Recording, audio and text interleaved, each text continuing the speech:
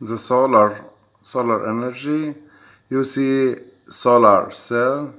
This is used for generate electricity or getting electricity from the sun.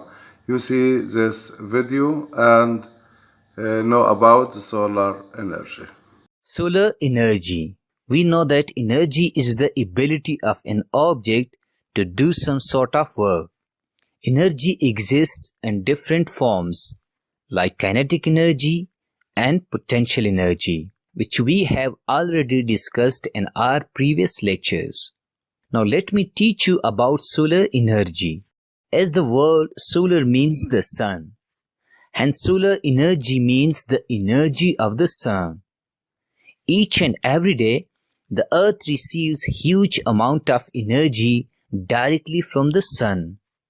Using special scientific methods, we can utilize this solar energy. I mean that we can convert solar energy into other useful forms of energy. For example, we can convert solar energy into electrical energy, and then we can convert electrical energy into heat energy, kinetic energy, potential energy, etc. Hence, solar energy is the chief source of energy, which can be easily converted into other useful forms of energy. Do you know that how solar energy reaches the earth and how much solar energy reaches the earth? As we know that light travels in the form of waves. Solar energy reaches the earth in the form of sunlight.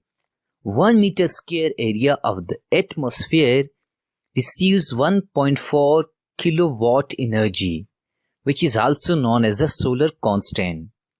It means the solar energy absorption of our atmosphere is 1.4 kilowatt per meter square at outer side. Now passing through the atmosphere, the total solar energy is reduced due to following reason. As we know that atmosphere is collection of different gases.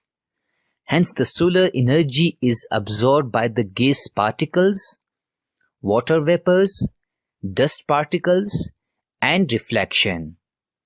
On a clear day at noon, the intensity of solar energy reaching the earth is about 1 kilowatt per meter square.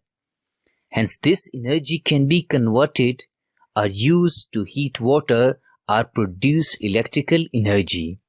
For example, we can convert solar energy into electrical energy through the use of semiconductor devices like silicon, and these are called solar cells. Solar cells are also known as photovoltaic cells. Solar cells are made up of silicon. Electrons in the silicon gain energy from the sunlight to create a voltage. A single voltaic or solar cell produces a very small amount of voltage. In order to get sufficient high voltage for practical use, a large number of such solar cells are connected in series, forming a solar panel. For cloudy days or nights, electric energy can be stored during the sunlight and nickel-cadmium batteries by connecting them to solar panels. These batteries can then provide power to electrical appliances at night or on cloudy days. Although solar cells are expensive, but it lasts for a long time and have low running cost. At last, let me teach you some applications of solar energy. Solar cells are used to power satellites having large solar panels which are kept facing the sun. Solar watches and solar calculators are also in use nowadays. Solar energy is used in industrial zones for power generations. Solar energy provides electrical energy to tube wells. Nowadays, different developed countries have introduced cars that are completely running on solar energy.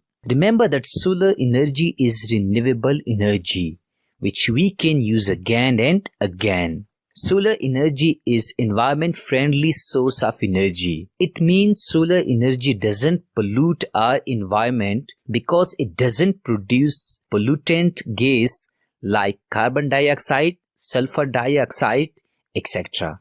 To summarize my lecture, we learned that solar energy is the energy of the sun which we can use in different ways for long period of time without environmental hazards.